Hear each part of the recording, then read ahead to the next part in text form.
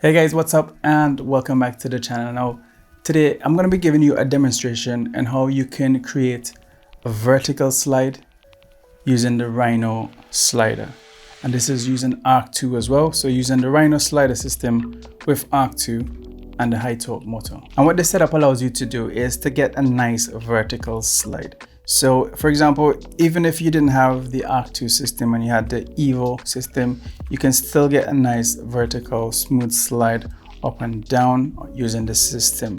Now with the Arc 2, you can then go a step further and get that nice parallex shot, which is what I use it for most often in this configuration. So I'm going to put a couple of shots on the screen where I've used this configuration, where I've used this particular setup, so you can see what it is I'm talking about.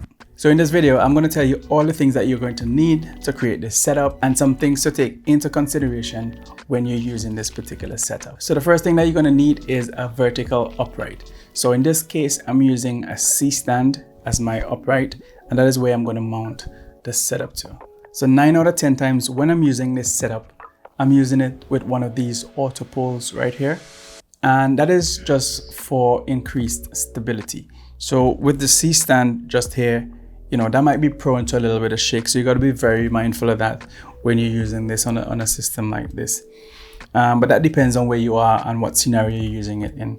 You obviously won't be able to use an auto pole if you're using this outside, because you need that compression from a ceiling or something like this. So next up, you're going to need a way of attaching the actual rails to the mounting support. So in this case, we're using super clamps. So these are super clamps from Manfrotto.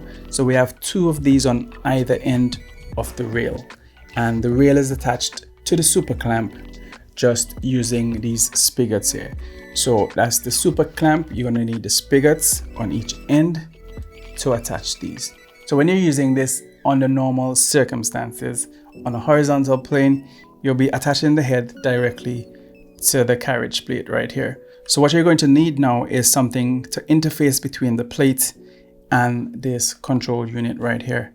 So what I have here is just a simple ball head. Now you can get a 90-degree plate for this, and I'll link some of these alternatives in the description below. But for me, I just had this ball head right here at hand. So this is what I'm using to create a bit of space between the plate and the unit, and also to convert this 90 degrees using the ball head system. And so now the control unit is sitting the right way up. Now bear in mind that this is not designed to work the other way like I just had it. It's not designed for that, so it definitely is not going to work. The motors aren't designed to take that kind of weight when it's in that position. So it needs to be horizontal. It needs to be upright like this at all times. And now you're ready to go. All you got to do is set up your keyframes like you would normally to set your motion from the in and the out point just the way you want it. So here's a few things to take into consideration when you're having a setup like this.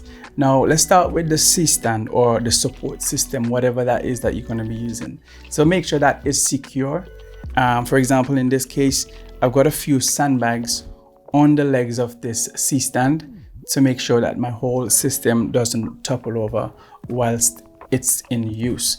So that's the first thing. Now secondly, you got to make sure that everything is tightened up. So your super clamps, make sure that they're tight.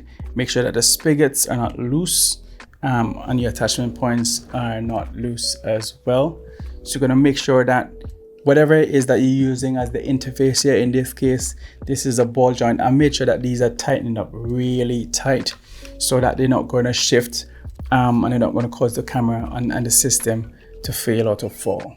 You also have to pay attention to the weight of this setup as well, and kind of just gauge your limitations with respect to this.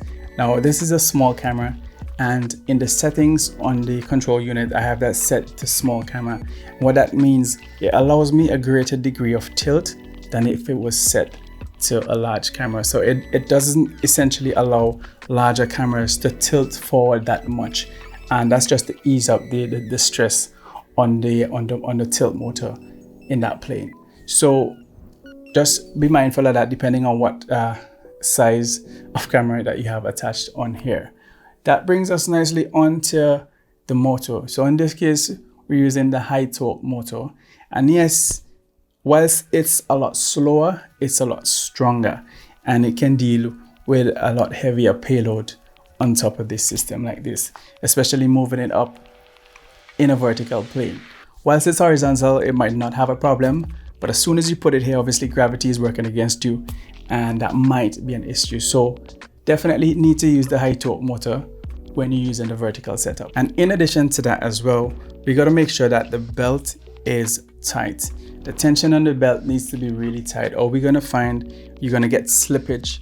So make some adjustments to your belt if it's too slack, so that we don't have slippage whilst the carriage is going up and down on the slide. Now, another thing to think about here as well is this cable and your cable management when it comes here. Now, if you can have this cable out of the way, that would be ideal.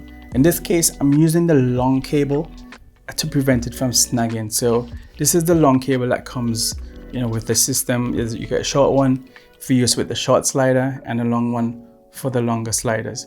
So I'm using the long one on this application anyway, because I want to prevent it from snagging, especially if I'm not paying attention to it at that time.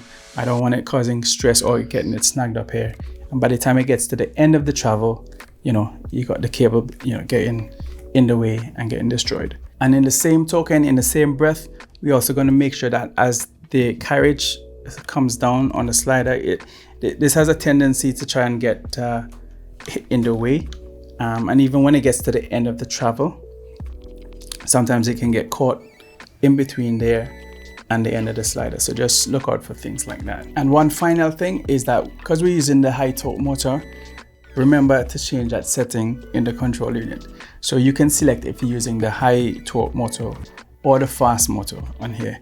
So if you're going to change out the motor to use the high torque for this application, make sure that you update that within the settings on the control unit. And that is essentially it, guys. So I know when you buy a slider, you don't really at first think about using it vertically, but at some point your creativity gets to you or whatever, or you've seen it, or you see a shot that you want to recreate and you want to have this set up. And I know this video was quite specific to this particular slider system by Rhino, but I'm sure the principle could be applied across other slider systems.